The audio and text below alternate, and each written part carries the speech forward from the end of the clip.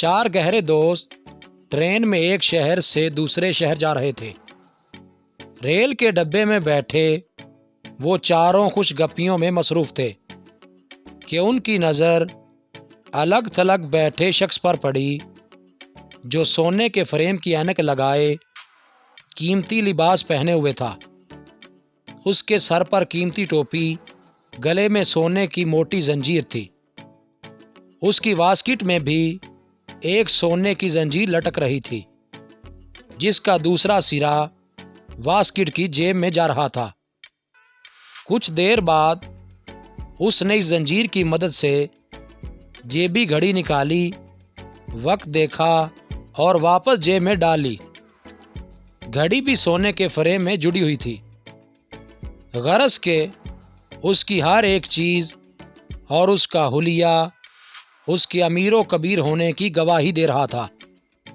چاروں دوست اس کا غور سے جائزہ لے رہے تھے۔ فرسٹ کلاس کے اس ڈبے میں ان پانچ کے سوا کوئی اور نہیں تھا۔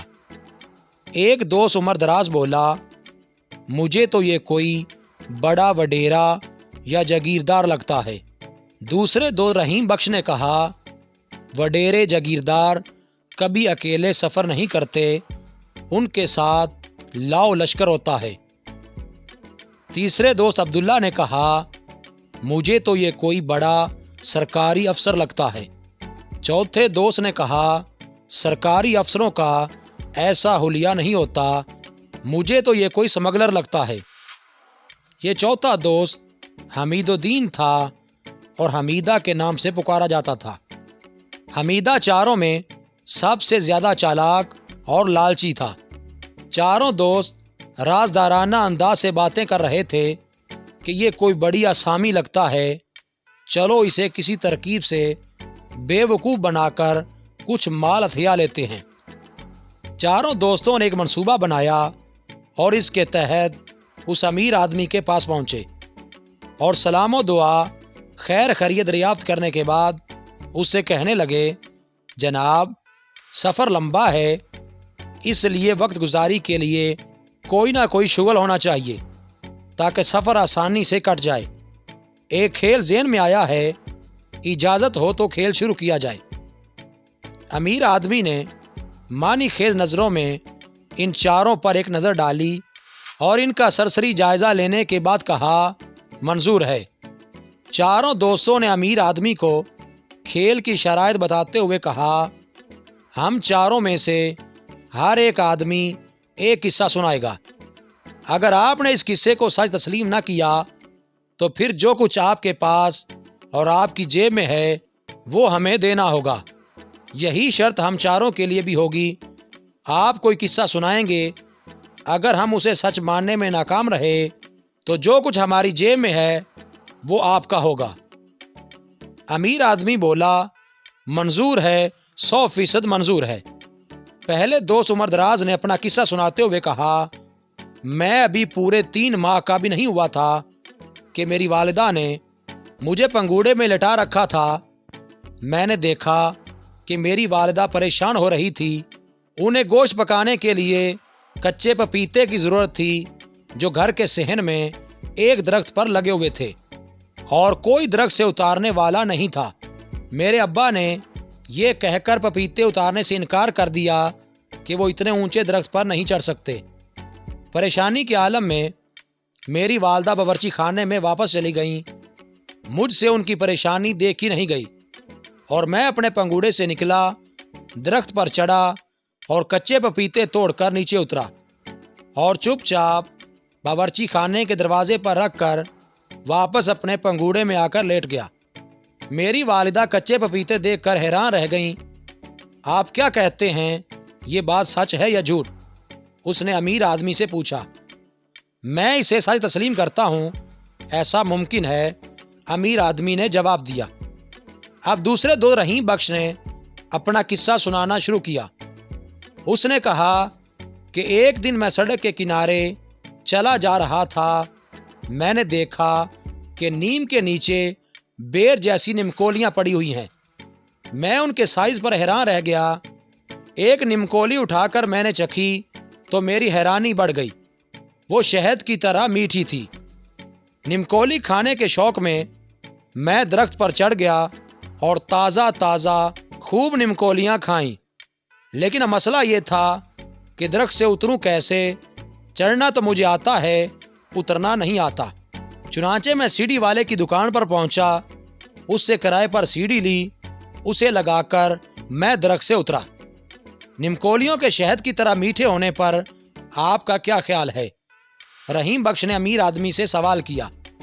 نمکولیاں میٹھی ہو سکتی ہیں، بالکل ہو سکتی ہیں، میں اسے سچ تسلیم کرتا ہوں اور آپ کی عقل کی داد دیتا ہوں کہ آپ نے درخت سے اترنے کا بڑا اچھا طریقہ استعمال کیا۔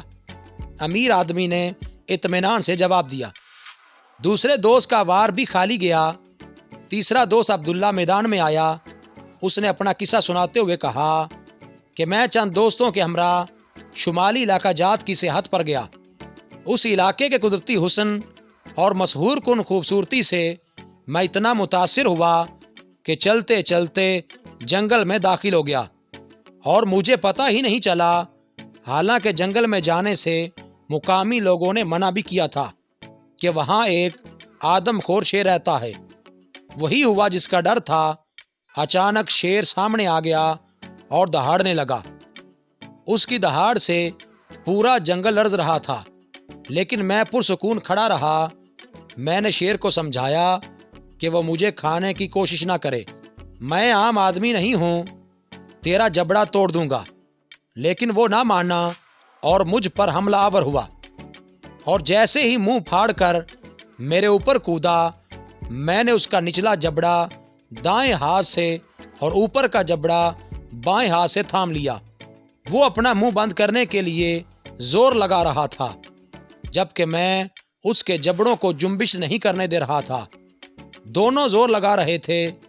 شیر کان پھاڑنے والی آوازیں نکال رہا تھا، لیکن میں نے اپنی گرفت مضبوط رکھی اور پھر ایک جھٹکے سے اس کے دونوں جبڑے چیر دیے۔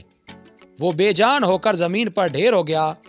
میرے دوست اور جو میری تلاش میں وہاں پہنچے یہ منظر دیکھ کر حیران رہ گئے۔ انہیں اپنی آنکھوں پر یقین نہیں آ رہا تھا کہ میں نے نہتے ہاتھوں سے ببر شیر کو ہلاک کر دیا۔ عبداللہ نے امیر آدمی سے سوال کیا کہ آپ کو بھی یقین نہیں آ رہا ہوگا۔ امیر آدمی نے پرسکون انداز میں جواب دیا، آپ کا قد کاٹ بتا رہا ہے کہ آپ نے شیر کو یقیناً ہلاک کر دیا ہوگا۔ میں اسے سچ تسلیم کرتا ہوں۔ تیسرا وار بھی خالی جانے پر چاروں دوست مایوس ہو گئے۔ ان کی آخری امید چوتھا دوست حمید الدین عرف حمیدہ تھا، جس نے امیر آدمی کو لوٹنے کا پلان بنایا تھا۔ حمید نے سوچا کہ ایسا بڑا جھوٹ بولا جائے جس پر امیر آدمی کو بالکل یقین آئے اور وہ انکار کرنے پر مجبور ہو جائے تاکہ وہ کھیل جیت لیں اور اس کی قیمتی اشیاء ہتھیا لیں۔ چوتھے دوست نے اپنا قصہ بیان کرتے ہوئے کہا کہ میں ایک دن مچھلی کا شکار کھیلنے کے لیے سمندر پر گیا۔ میں نے ایک کشتی کرائے پر لی اور گہرے سمندر میں پہنچ گیا۔ میں نے دیکھا کہ وہاں اور بھی شکاری اور مچھیرے تھے جو اپنی اپنی کشتیاں لیے مچھلیوں کا شکار کر رہے تھے، اور انہوں نے اچھی خاصی مچھلیاں پکڑ لی تھیں۔ میں نے بھی سمندر میں اپنا جال ڈال دیا، لیکن کئی گھنٹے ہو گئے کوئی بڑی مچھلی جال میں نہیں آئی۔ مجھے غصہ آ گیا۔ میں نے جال کو چھوڑا اور سمندر میں چھلانگ لگا دی اور غوطے کھاتا ہوا سمندر کی تہہ میں پہنچ گیا۔ وہاں ایک بڑی وہیل مجھے دکھائی دی۔ اس نے مجھے دیکھا اور مجھ پر حملہ آور ہوئی۔ جو ہی میری طرف بڑھی، میں نے آؤ دیکھا نہ تاؤ ایک زوردار دھکا اس کی دائیں آنکھ پر جڑ دیا۔ اس کی آنکھ نکل کر پانی میں گر گئی، جسے چھوٹی مچھلیوں نے ذرا سی دیر میں چٹ کر لیا۔ وہیل غضبناک ہو کر پھر میری طرف پلٹی۔ میں نے پینترا بدل کر اس کی بائیں آنکھ پر بھی مکہ جڑ دیا۔ اس کی دوسری آنکھ بھی ضائع ہو گئی اور وہ دونوں آنکھوں سے محروم ہو کر میرے قابو میں آ گئی۔ میں نے سمندر کی تہہ میں ہی اسے ذبح کر ڈالا۔ مجھے سخت بھوک لگ رہی تھی، لیکن مسئلہ اس کے گوشت کو بھوننے کا تھا۔ میں نے سمندر ہی میں 2 پتھروں کو رگڑ کر آگ جلائی اور مزے سے اس کا گوشت بھون کر کھانے لگا۔ قریب تھا کہ میں پوری وہیل کو کھا جاتا، لیکن پھر مجھے خیال آیا کہ اس کا کچھ حصہ بچا کر بھی لے جانا چاہیے تاکہ لوگوں کو یقین آ جائے کہ میں نے وہیل کا شکار کیا ہے۔ حمید الدین عرف حمیدہ نے امیر آدمی سے پوچھا، آپ کو میری بات کا یقین نہیں آیا ہوگا، خاص طور پر سمندر میں آگ جلانے کو تو آپ تسلیم ہی نہیں کریں گے۔ میں یقیناً تسلیم کروں گا کہ پانی میں آگ لگائی جا سکتی ہے۔ میں آپ کے قصے کو سچ مانتا ہوں، یہ ممکن ہے، پانی میں آگ لگائی جا سکتی ہے۔ امیر آدمی کا جواب سن کر چاروں دوست دم بخود رہ گئے۔ ان کا آخری وار بھی کھالی گیا۔ نہ چاہتے ہوئے انہوں نے امیر آدمی سے کہا کہ اب آپ اپنا کوئی حیرت میں ڈالنے والا قصہ سنائیے۔ امیر آدمی نے کہا کہ میرا ایک بڑا سبزی اگانے کا فارم ہے، جہاں میں سبزیوں کے سائز بڑے کرنے کے تجربات کرتا رہتا ہوں۔ 25 سال پہلے میں نے کدو کو بڑا کرنے کا تجربہ کیا تھا، جو بہت کامیاب رہا اور کدو کا سائز معمول سے بہت بڑا ہو گیا۔ اس طرح 4 کدو تیار ہوئے تھے، لیکن جب انہیں کاٹا گیا تو ہر کدو میں سے ایک انسانی بچہ نکلا۔ وہ چاروں لڑکے تھے۔ میں نے انہیں پالا پوسا اور جوان کیا۔ وہ میرے کھیتوں اور فارموں پر کام کرتے تھے۔ ایک دن وہ چاروں مجھ سے بھاگ گئے۔ میں ان کی تلاش میں مصروف تھا۔ میری قسمت اچھی ہے کہ آج تم چاروں مجھے مل گئے۔